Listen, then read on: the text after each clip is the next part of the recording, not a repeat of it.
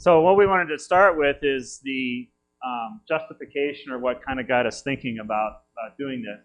And we'll start with what SGI is. And as Brian pointed out, this is Brian Gartner. I'm Brian Payton with SGI, but actually I'm HPE now. So SGI was just acquired by HPE. What we're doing now can directly apply to HPE. But what SGI is production computing. We're not a lab. We don't build labs. We don't build one-offs, prototypes. We do, but our goal is production. You can get work done on our system.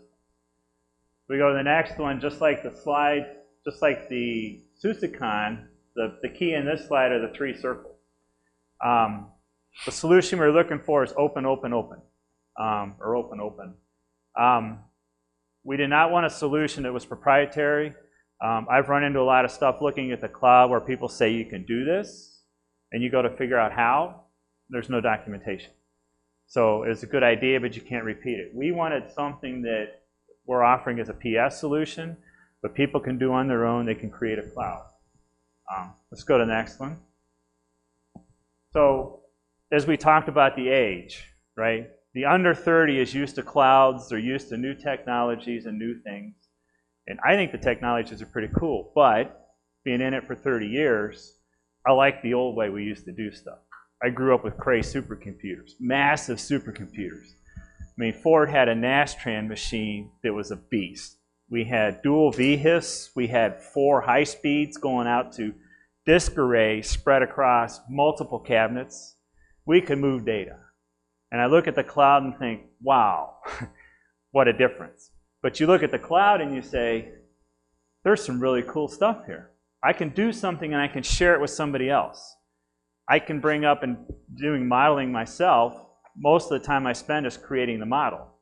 And it'd be nice if I could bring up a nice little environment, set my model, do a couple of test runs and make sure it works, and then run it full scale, and then bring it back for post-processing. The cloud's really cool again because you can change the sizes with the same image. If you want to share it with a friend, you just give them the virtual image. You don't have to say, well, load this, this, and this, get a machine, hook it up this way. You can just do it. So the cloud has some really cool tools. So to me, there's an opportunity to try to integrate these two together, still considering the SGI philosophies of open, open, open source, working through SUSE, and making it production quality. So this was our target. And to make it work, we decided we got to start with a strong foundation. So if we go to the next step, our target is right in the middle. All right, we wanted to build a SUSE Cloud 6, well actually, we'll just step back a little. We wanted to build as a concept a cloud platform that was solid, it was set, all right? But in considering the foundation, we wanted to be able to build on it to investigate HPC solutions in virtual space. All right, our target is we want to make it easy for HPC users to use cloud tools and run their apps, but running isn't sufficient. We need to optimize that, which gives us the other side that we want to be able to take HPC hardware to support these machines, and we wanted to take HPC tools and techniques, which SGI is really good at, for tuning operations, tuning the applications, tuning the I/O, and apply that to the virtual space. So to do this, we needed a really strong foundation. We'll go to the next. Any comments? Yeah, so again, we kind of wanted to pick the modules, and when we had this conversation originally, we started with a very reduced set of things we wanted to include in the reference architecture. In fact, you know, we weren't going to do like HA of the control plane or the compute plane, and then Brian is a great one that asked, but what if? And we wanted to have that stronger foundation that you could build on, so we actually put all of those things back into the reference architecture. So doing HA on the control plane, doing HA across the compute nodes, things like that, to make sure that we had a platform that we could scale into lots of things later on, and we'll talk about some of those. And Brian brought up a really good point. To go back to 30 years that I've been doing this, I believe Cray faded because people stopped doing what if and started doing good enough. We're trying to go back to what if, right? So what if we can, we had one today, or yesterday, we were talking to Fed-centric people. And we said, well, what if we virtualize your application? They said, well, what about performance? What about, you know, the ease of use, pulling it from the, I don't know. but we can investigate it. And the only way we can investigate is from a strong platform. So if we go forward, our goals were open source community. Again, open. We wanted to use SUSE's product, something that's open. We didn't want to it's not customized very much. It's using most of the defaults. It's mostly in the definition. And in some ways, we kind of stretch what the configurations possible are. But that's really good, because now we can go back to SUSE to say, well, this didn't work quite right. We can fix that. It's available for everybody to use now. And some things may go right back to the open source community to build a stronger product. We also want to demonstrate, we'll show a page earlier, the UV system we use, that's the primary product I'm working on, is a scale-up node. We can scale from 2 to 32 sockets, and we can scale from 2 terabytes to 64 terabytes in a single system image. And we wanted to demonstrate that this could be treated as a normal cloud compute node with vast capabilities and all the performance we can put behind it. We didn't want to show, well, we have this lab system, so you have to treat it very delicately. We wanted a production quality compute node. We wanted validation. So we didn't want you to put this whole thing together, run through this process, and say, well, does it work? We wanted testing, right? When you get to the end, and we did a lot of testing, when you get to the end of the process, we validate everything we say we can do. Now, one of the questions came up, and they said, could you do this? I don't know yet. But when we try to investigate and we figure out we can do it, we'll test it. All right? So everybody can validate what they've configured works. Scalability, again, we talked about, because it's HPC, we didn't want to limit our options as we move forward. So we need to be scalable. Right? If we need more performance, we need to be able to just add on to the cluster and grow, or add on resources as we need. And we're not limited in that faction, or that perception. And in fault tolerance, we've got a great thing going. We don't need it to go down with minor hits.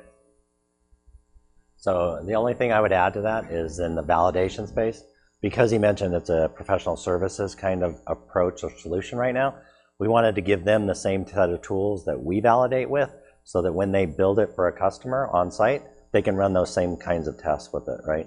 And what's cool is a lot of that we already provide within our product. It may not be very visible, but things like our, our test suite and stuff, we run those, and that's how we validate that we didn't screw up when we built the reference architecture. It's the same way the services group can run it and test it and make sure that they didn't build the implementation wrong. Right.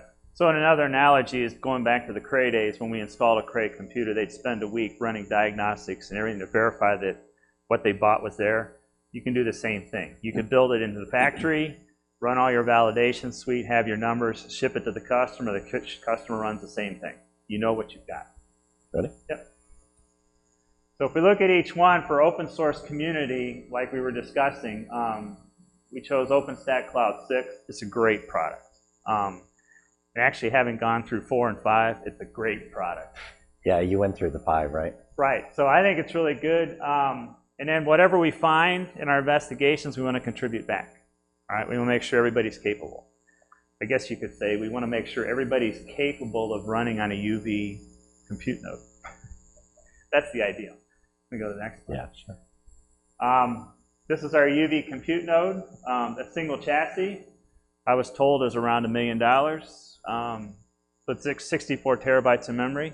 We've talked to a few people in the cloud with virtual instances, and we talk about making, like we did a demo a couple years ago, where we had a 4 terabyte Windows image, and everybody's just, why? Well, in my mind, maybe you have a MATLAB process, maybe MATLAB deep learning, and you want to grow it, but you don't want to port it to another platform. That's something you've been running on your desktop. Just bring it up and run it.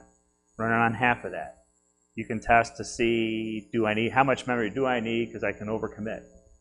The UV also provides some, kind of like they talked about, the IBM person was talking about this morning, memory logging, memory correction, memory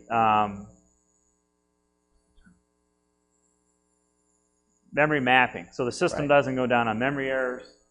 We have a lot of the hardware event tracker, phone home support.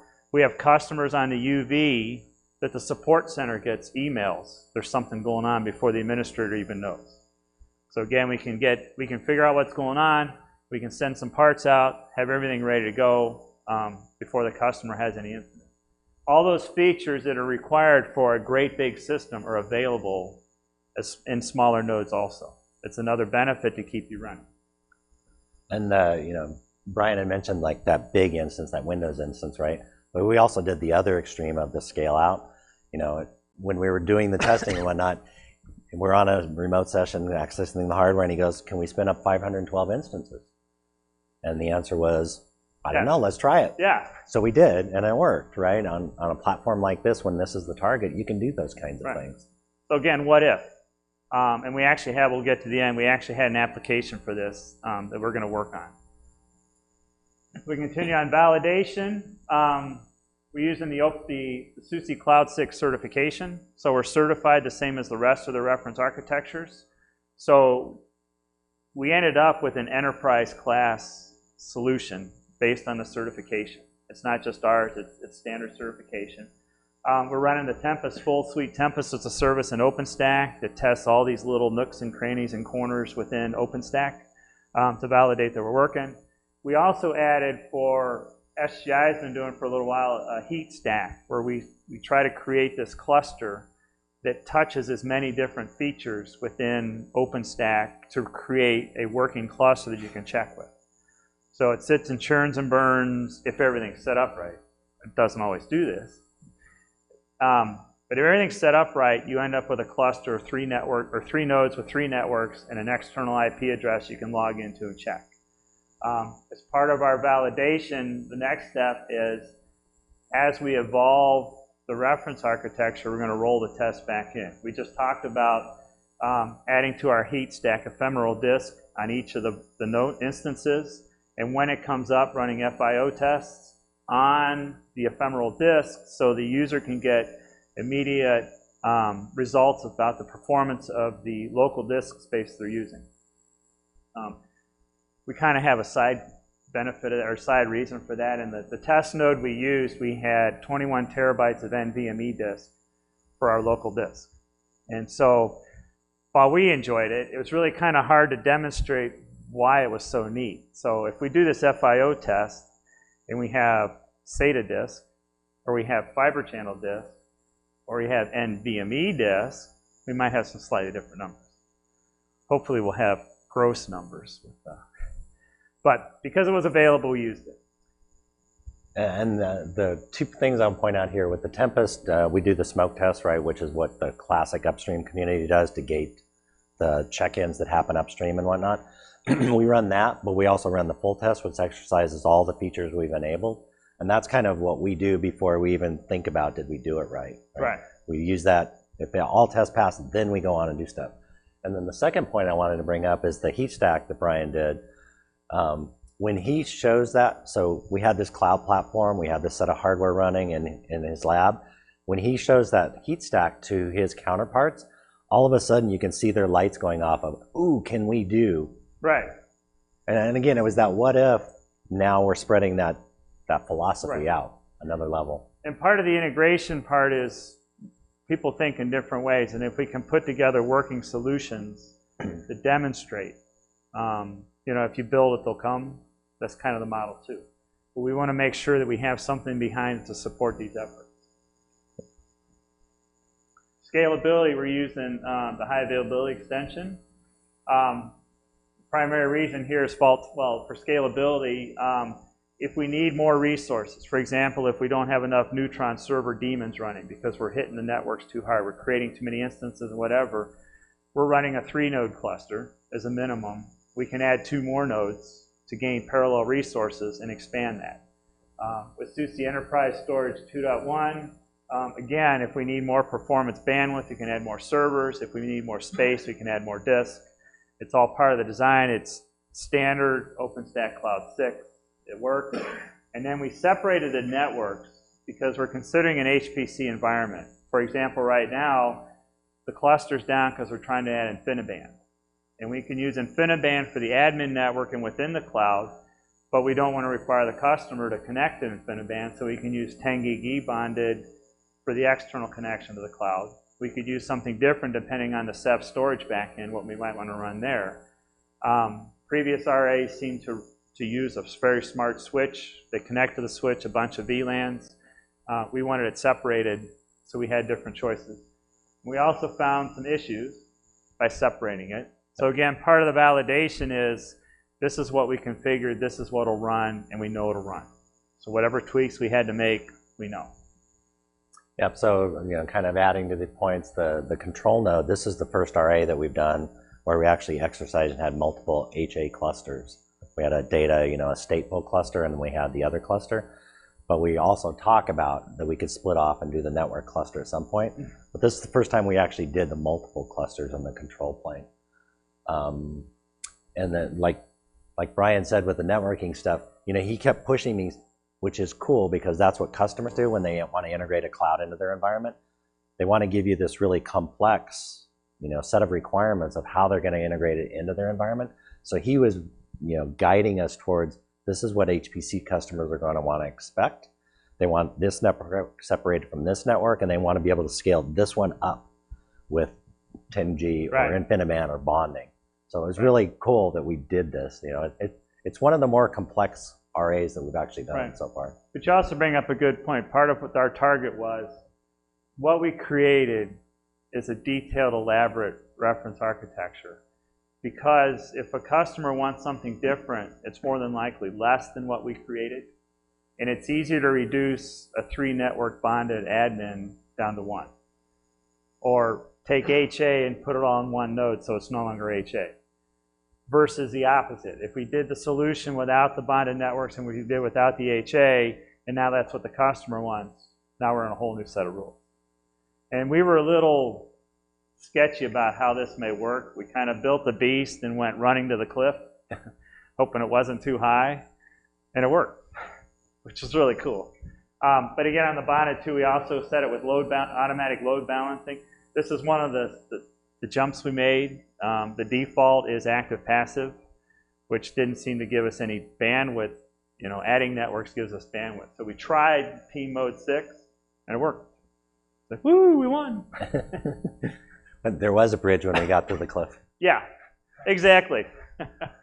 Yeah, and one of the things, and I see one of our virtualization experts in the room too, one of the things that we wanted to go through is kind of start pushing with bigger workloads and more workloads and make sure the virtualization scales where we need to go for an environment like this, where they could throw, like at a university environment where they have a whole bunch of students throwing HPC clusters on top of this solution. And we want to make sure that we can scale where we need to go. All right, so finally, fault tolerance. Again, we're using the same tools, the multiple resources, working together for fault tolerance. So if we lose a node, and this is part of the testing, we actually take nodes out and verify the services are still running. As soon as we get the bug fixed, we found that you can actually take out a compute node, and all the virtual instances will migrate over to running instances, or other running compute nodes, including the UV systems. I should also point out that when we did the reference architecture we're presenting does not have just UV compute nodes. There's actually 2 rackable x86-64 nodes and 2 UVs, the UV2000, UV300. So this does not require UVs for a cloud solution. It's a very nice cloud solution, which is standard product. Again, the same thing with the bonded networks. We wanted that as fault tolerance. If we lose a switch, in our case, if we lose a switch, we're screwed because everything's plugged into a 48-port switch. But in general, if you want fault tolerance, you can bind the networks across switches. You can lose a switch, and you're still okay. So after we went through all of this, we created a reference architecture. Again, our target was a foundation, a baseline to start from. And that's been my mindset for a while. When we got done, we said, wait a minute. We have a really cool thing right here. And we should tell people about, instead of waiting until we get some of the investigations done, we have a really good result here. These are some of the things I won't read through, and Brian may have a couple points he wants to bring up, but this is what the result was. And it's repeatable. We will soon have a white paper on the SUSE website about how you can repeat it. SGI is putting together a professional services solution if you'd like to purchase it, or if you have a customer who would like. It's self-contained. You could add it to a UV system. It's already there, all the storage, and that's one of the targets when we talk about like the 2x database and the multiple HA planes is we want no outside influence. So there's no external file server providing a shared file system for the database. There's no, there's standard DNS and time servers from the customer, but we're only tied into the customer from the admin node and from the network for you to get into the cloud. Everything else is self-contained within 3 servers in a network. It can be expanded very easily. It can be moved from our 3 4-node servers to 12 single servers to 14. We were just talking earlier, we did a little calculations with our lab systems. You could actually have 2 single chassis UV nodes, compute nodes, 2 x86 64 compute nodes, all the supporting stuff in network in a half rack. And a lot of opportunity to grow. Yeah, I think the only thing that I'll add was when we did do this testing, we got to do other testing that was unanticipated, like, you know, data center power went out. and you know, we have a fairly, like I said, complex reference architecture, one of the more complex ones we documented. So then we had to figure out, okay, if the power goes out, what's the bring up sequence for the node? We actually found bugs in our documentation that didn't mention a certain thing be in a certain order. And then we had to think through some of the other dependencies of, okay, the way we configured things, was there a chicken and egg problem? And in addition to all of that validation we did, you know, Brian's been maintaining this massive document that's aside from the reference architecture that, again, we can hand to the services team so that they can actually go through and test individual things and go, oh, that's how that works, and this is the result I should expect. Right. So. And like you said, there were so many wins about this. I was used to working on virtual clusters, things that didn't run, and we won. We certified this. We won, yay! Boom, lab went down again. Damn, you know, it's like you go to log in, it's down. Well, Cal came right back up. And all the virtual machines that were running were just waiting for a restart. Wow, that's really cool. You know, I wanted to work on one of the machines, so I just migrated all the virtual machines off, shut it down, brought it back up. It worked great. Man, this is the way it's supposed to work. Yeah. And it just keeps running along. So we have a really good foundation to work from now. So this is kind of some of our targets down the line. Our previous product manager and I were talking about this. And this partly goes back to the old HPC days, and what we're finding in the cloud is when I was first tasked with virtualization in the cloud on the UV, there's 2 very vague terms, HPC and cloud. HPC alone can mean our single image, big node, like an SAP HANA type thing, big instances, but it also means massively parallel. So defining what we mean by HPC is working with our scale-up node. The cloud's the same thing. If you look at just even OpenStack Cloud 6, you could have Swift, you can have Ceph. We have an installation with an NFS sender backend. And there's just too many variables. So we said, this is our foundation, this is what we're going to work from. And we'll talk about this too, that we want to work from here. Like when we created this reference architecture, we created it with 3 bonded GigE networks because we had them. It's down right now because we're trying to bring it up on InfiniBand. We found a couple of little features why it doesn't quite work yet. But again, the benefit we have is we have InfiniBand engineers with SGI talking to Mellanox that understand their part. So we're translating our problems to their part, and you want this. We'll get this built for you, and we'll put this in, and then we go to the next step.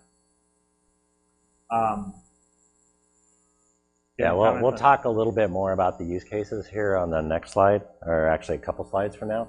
But one thing I did want to point out too with the SGI, the UV node itself, it actually ships with a customer image that is already based on SUSE Linux Enterprise Server. So we took that image and incorporated that node into the cloud just by using the register, the Crowbar register toolset. So it's the way it's shipped is actually easy to import into the cloud. You don't have to reinstall it. You don't have to do something special. It exists, and it works with all the tools that SGI already ships on that. And actually the way we did it, it's a good point. The design was, if you have an existing UV system in your lab, you're already running native HPC apps, and you want to move to the cloud, you can just add that to the cloud, and you can dynamically partition. You can vary your loads. You can bring up virtual loads that take part of the UV and still run native. User solutions, right? They can develop their solutions virtually, and then if they have to make a native run, they can move it right back to the same machine and run it natively.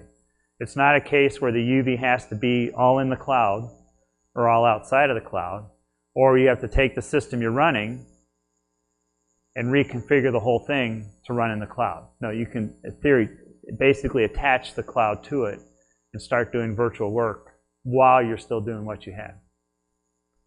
It also gives you the ability that if you have a virtual workload, you can expand your UV system to take on the additional load without taking on an additional system. And you can already kind of tell that we're already in our minds churning another what if of, that kind of UV that straddles in and out the HPC and the cloud world, is how will Nova, the scheduler of compute resources within the cloud, be able to deal with CPU sets and the partitioning that you can do with the platform that is UV. So, can it really do everything we wanted to do in a graceful way? Right, and so to test something like that, we need to know that all the other stuff works and it's all solved. And then we can just focus on this little part. Before the certification, we had to focus on all the other stuff and focus on it all working. And my head hurt so many times. Almost as much as this conference makes my head hurt. All the new stuff. This is a diagram of the solution, the multiple nodes, how they're interconnected, the multiple networks. Any questions? There will be a test, so yeah. Pay close attention. We have a quiz on our presentation. I didn't even think you knew that.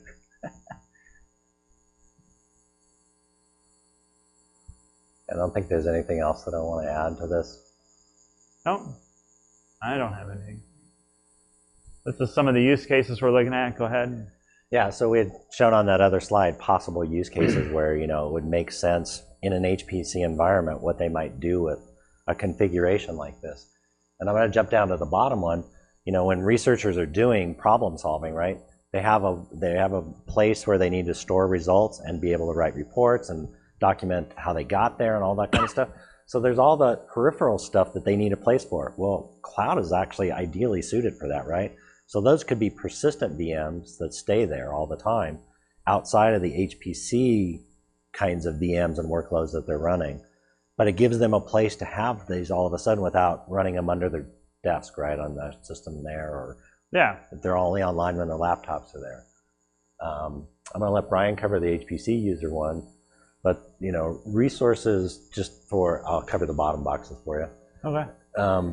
Just being able to have that ability to have classic open store, groups or tenants or projects, you can partition off and you can file off and say, an average student can have this set of resources, right? And that quotas that are associated with.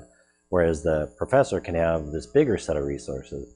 And this HPC guru over here can have most of the UV box if he wants, right? So that's what we can do with this virtual infrastructure. But yet from an IT standpoint, they set it up once and they get all those benefits for all their users. Right. So you talked about the wikis and the website. The normal environment is you start buying little servers to do. You don't need to with the cloud. And actually, you could, if you wanted, you could buy another server, put it in the cloud, and put multiple things on it. But that kind of goes to the HPC users also, that the UV is an x86 platform. And the users can actually run smaller work, and it may not require a UV. They can run it on another compute node. If it's cheaper, if it's easier, they're just running in the cloud. We're looking at a private cloud. The solution would be a private cloud under full control of the IT department. But as we've looked, and I think Brian will get to this shortly, there's a lot of tools layered on top of OpenStack, right? So when we talk about, you were talking about the researcher that might need the whole UV system, but he might only need it on the weekend. You could take the production jobs and move them up to a public cloud. He can take the UV for the time being. When he's done, you can roll him back onto the private cloud and save your money. One of the use cases we talked about is a test and development center, right? So if a user's trying to create, and they're trying to create a cluster maybe, we were talking a Hadoop cluster. Say you want a 1,000 node Hadoop cluster. You can put it all into UV. You don't have to scale out. But there was a really good presentation earlier in the SAP HANA Express. Yep. If you think about a development environment, so now the developer could bring up a 24 terabyte SAP HANA image and bring up apps, the apps on other virtual machines to test the solution virtually all on one UV and shut it down. They could bring up a 12 terabyte. Is this big enough? No, we need 14 terabytes. Right? We can test that. And they can do it all as a virtual test and develop environment. Yeah, so along those lines, one of the things I'm downloading on my laptop in the tech booth right now is an SAP heat template, right? To be able to deploy HANA as a virtual machine in this infrastructure. And just to kind of tout SGI's horn a little bit too, right? This is a platform that they can already run SAP HANA on bare metal wise. But if you think about SAP deployments in general, there's usually like 10 instances of HANA that they have within an environment, right? They've got production, pre-production, QA, test, the last version of it. They've got all these versions sitting out there. Well, now they have a platform that they could spin those up there too, right? And just like he said, 24 gig or 14 terabyte. That's like not even making the SGI UV breathe hard, right? Right. It's just something we can throw on it and do it. Go ahead. So, on your other scale-up HANA systems, you're certified with SAP 13 sockets, right? We're certified. My understanding is we're certified at 16 sockets, and we're working on the 32 socket certification. Yeah. But with this within on 64, right? So 64 terabytes. It's still 32 sockets, 64 terabytes. The same as a scale-up HANA system. Yes, but virtualized. So, like Brian was saying, is you can start developing your SAP HANA image on a smaller virtual machine. And then if you find that it's not big enough or you want to scale it, you shut it down and bring it up with a different flavor. Now it's twice the size. Now it's 3 times the size. You can dial in your environment a lot easier. You can even expose the physical CC NUMA architecture into the virtual machine. So the virtual machine will come up with 4 or 8 cells, NUMA cells, mapped directly to physical NUMA cells. The details we haven't investigated yet, but all the key pieces are in place to try this. Yeah, and even before we go on to talking about next steps and whatnot, there are already customers that are using and leveraging the work we've done, right? We have an active customer deploying a UV node as a compute node within a cloud environment. And it's kind of cool because we were just enough ahead of them that they'd hit a question, we go, yeah, go look in this log, go try this, go check this, and we're helping them bring that environment up, which is, it's different than this reference architecture, but they had other constraints that they wanted to meet. Right, and we did talk to one customer and we talked about larger virtual instances and they said, wow, that's really nice, we never considered that. We always considered solving our problems within the size of one of our biggest compute nodes. So a lot of people like the benefit. We talked about a solution where you could have an SAP HANA and a Hadoop cluster scouring data all within the same, several virtual machines within the same UV. Yeah, and that's actually a really powerful use case for, when you virtualize something like HANA and you give developers access to that, they're going to figure out better ways and more ways to use that thing, right? So Hadoop, where you ingest real-time, unstructured data, and you have that structured data on HANA and they're sitting right there, they can do their what-ifs, which are way beyond my what-ifs. Right. They can do that. So Brian brings up another good point I keep forgetting that and it really wasn't, it was kind of an implied goal, but the goal of our investigations is to eliminate limitations to HPC capabilities, right? So we want to make sure, for example, if you move your HPC app over and your performance falls too much, why? You know, what is it that's limiting you from being successful with a virtual application or virtual instance of your HPC application? And that's what we want to investigate. We want to start removing limitations. And the way we'll probably do it like we did before is racing for the cliff and see what we hit. The Indiana Jones model. Yeah, exactly. Or what's the two ladies? Except they went off the cliff. Yeah, we're not going to do the Thelma and Louise, sorry. No. Butch Cassidy's my other thinking. Let's just jump, you know, and hopefully the water's deep enough. The fall will probably kill you, right? Yeah. So these are some of our initial targets. InfiniBand's going on right now. We're waiting for some firmware so we can pixie boot our nodes. It's all in place. OpenStack Cloud 7 is probably our biggest target for right now, certifying OpenStack Cloud 7. And we already started to talk. We're not only going to test a ground-up installation, but we want to test repeating the Cloud 6 reference architecture, all the testing so we have our numbers, and then do a live upgrade with running virtual machines. It's supposed to be a capability. We'll test it. Yes. But that's kind of important to us to jump right up to the edge of the cliff. We have an Abacus expert in our group. He's done a lot of work with the UV and Abacus, and we want to provide the platform for him to run on and see what happens and see what can do. And again, we're applying the HPC tools to it, so he can run the performance monitoring not only within the UV to check his performance, but virtualization provides us the extra feature to say, well, let's go outside. Let's provide our performance tools on watching the virtual machine as an application while the Abacus model is running. And maybe we can learn some more things about how to optimize virtual machines for this capability. The 512 nodes. So we talked about launching 512 nodes. I came from the storage group. CXFS is our clustered XFS SAN solution. And the next step, the next release, they plan to support 512 nodes for HA capabilities. Well, we don't have 512 computers in our lab. So we created, they're actually currently doing it with KVM on a UV. They create a full 3-network, 512 node CXFS cluster with shared disk. They put the whole thing together, and it didn't work. It only got to about 250 nodes before one of the tools topped out. So they've already found another tool. They're ready to go forward, but this is the best way to test. We've used the same solution to test nightly builds of CXFS. And even DMF, our tape archiving, the QA, the full, it takes roughly a day to run for each release. But we can spin up 10 copies for all the different releases, all the setting up, and they're all the set configurations.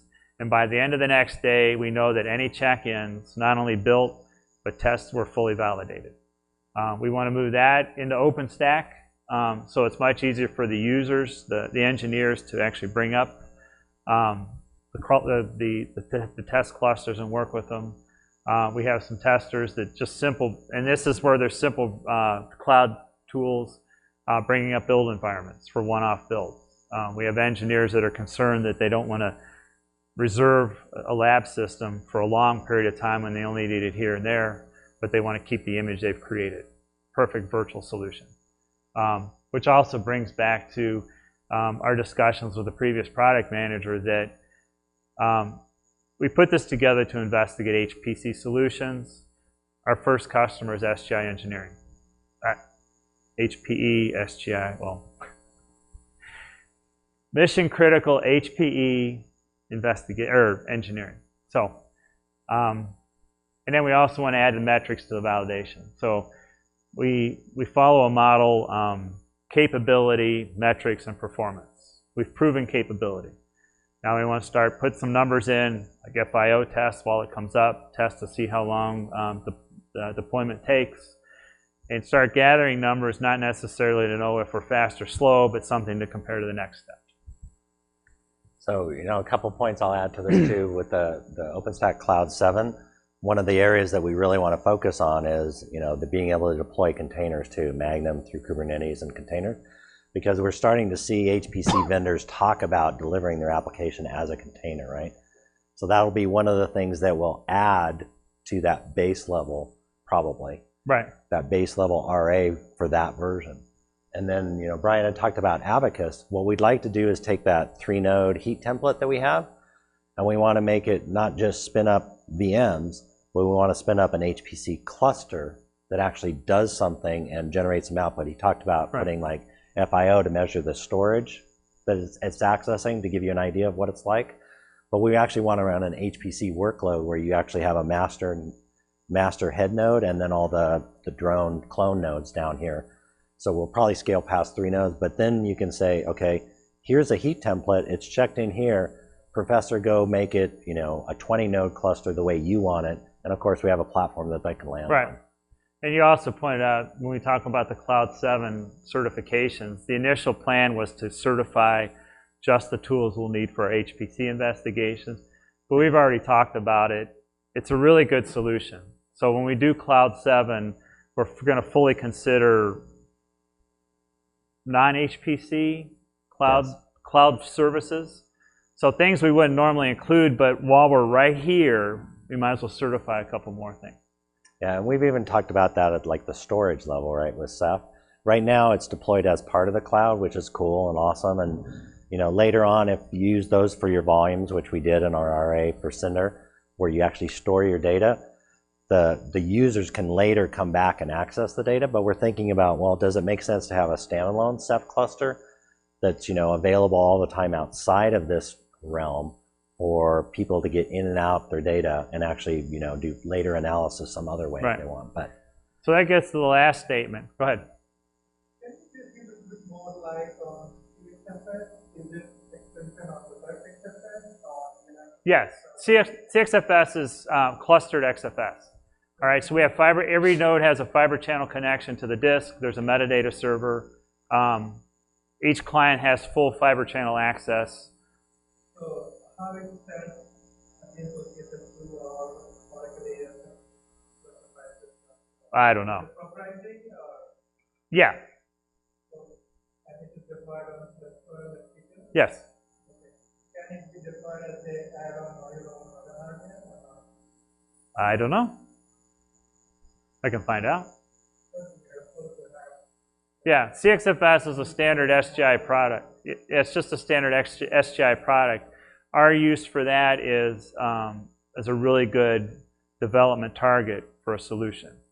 You know, we had a discussion a year ago, maybe a little over a year ago, with the SUSE developers, and I told them I could only launch 250 nodes at once, and the response was, why? Why not? You know, so when we come up with these what ifs, it's a lot easier to do a what if I have a need for it to go with. So the primary thing is, what if we launch 512? What if we launch 1,000? What do we get? Somebody's going to say, why? Well, the CXFS gives us a reason to do that and a reason to find the limitations. So leads to the last one, and this is really the goal of this whole presentation, is input from others. As you can tell, we have a lot of places we can go, and a lot of things to check and a lot of things to do. And part of defining what comes next is what people are interested in. Unless we get feedback, we're just going to keep going our merry way, running off every cliff we can find. But yeah, and Brian and I have been talking this whole conference about things that we've heard and things.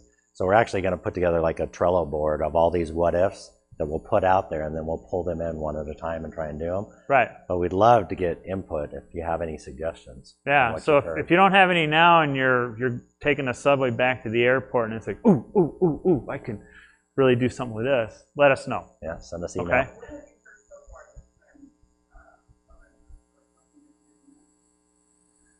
So, you know, one of the things, you know, when we have to talk about the Cloud 7 was the container, right? And that resonated with both of us going, yeah, there's a lot of HPC vendors talking about doing that. And then one of the things we had talked about was the SAP, the HANA one, but we kind of thought we weren't quite ready to go there. And then we found out, you know, one of our SEs has already published the heat template. So, you know, we can pull that back into scope really quickly. Right. So the other part that, and Brian can go to even more stuff, because we have the reference architecture and we have a UV systems we can work on, we can start playing with beyond just HPC apps, we can start connecting the vast world of OpenStack Cloud tools on top of the cloud, applying them to the UV, applying them into our cloud both with and without the UV. So we can start investigating. You know, we found a solution for, there's a solution being presented later this afternoon for containers and GPUs. We can take that solution and try to run it through OpenStack so it's easier for other people to use. And then that'll validate our path through OpenStack into containers and GPUs, which can be very helpful. You know, people may use it now manually on the system, but we can bring it back to OpenStack and run it through OpenStack. There was a discussion about one of the customers has people doing prototypes for in-memory solutions. They'll use AWS to do the prototyping. And then if they're happy with it, they'll buy the hardware and then they'll work on converting it to run on the native hardware. And we say, well, you don't have to do that with OpenStack. If you're happy with your AWS solution, just use OpenStack to pull it down and put it on the machine. If you go through that, if you scale it up, if everything works great and you really have to run native, you already have the machine. All right, so you can move it around. We talk about researchers, right? I know I've tried to rebuild some of these solutions, and I sure can't get the right version of Git with the right version of new, with the right version. It's a pain in the ass. But you don't have that problem anymore. They just send you the virtual image. I've learned, when I first started this, we have an imager in our engineering environment. I would image a system. Actually, we would image a virtual machine, which then I could copy and use elsewhere. Now you don't do that. Now you just go to SUSE Studio.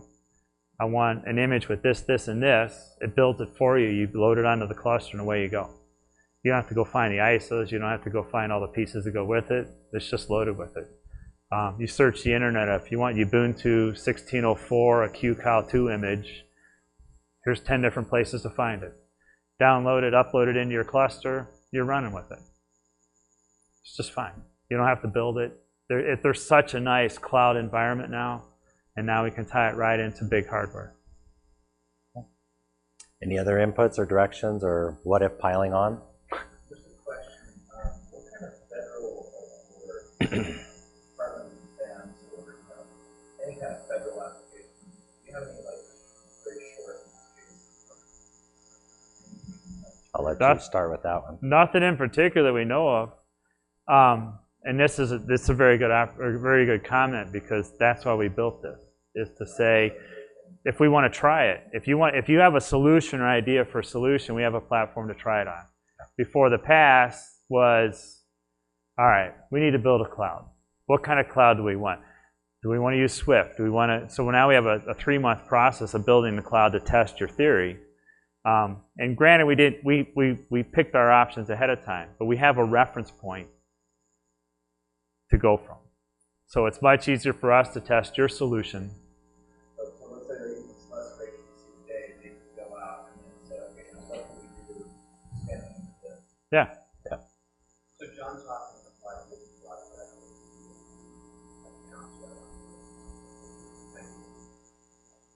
Right. And the reference architecture provides for what you're looking at. We have it. One of the messages we wanted to send here at SUSECon with this reference architecture is SGI is engaged with the cloud, and we engage with including the cloud with our systems. All right, we're not just ignoring it. We're not waiting for somebody to come through and kick us to get something started. We have something, right, that you can pitch. Maybe what the customer's looking for isn't exactly what we have, but we have something you can present.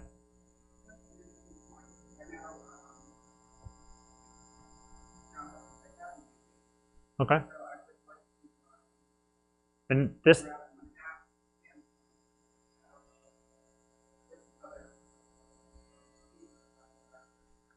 is really good if somebody already has a UV. Like we said, in a lot of ways you can consider it an appliance. Actually, you could abstract this and call it a cloud storage appliance, because a third of it is Ceph. It's configured with the cloud and OpenStack. But just as you would plug in a tray of storage, you're really plugging in 3 trays of cloud storage. I mean, you have Yeah. And we didn't, right, and we want to get rid of the limitations. So if this looks good and you start it up and you say, wow, we hit this, well, that's what we want to know, to say, what do we have to change?